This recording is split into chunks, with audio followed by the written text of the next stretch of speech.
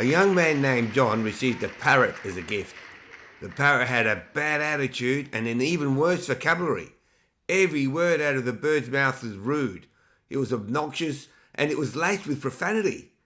John tried and tried to change the bird's attitude by consistently saying only polite words, playing soft music, and anything else he could think of to clean up the bird's vocabulary.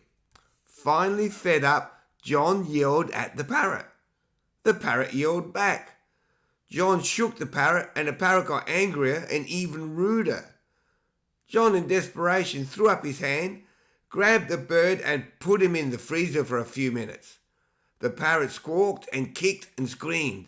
Then suddenly there was total quiet. There wasn't a peep from the parrot for over a minute. Fearing that he'd killed the parrot, John quickly opened the door to the freezer. The parrot calmly stepped out onto John's outstretched arms and said, "I believe I may have offended you with my rude language and my actions. I'm sincerely remorseful for my inappropriate transgressions, and I fully intend to do everything I can do to correct my rude and unforgivable behaviour." John was stunned at the change in the bird's attitude.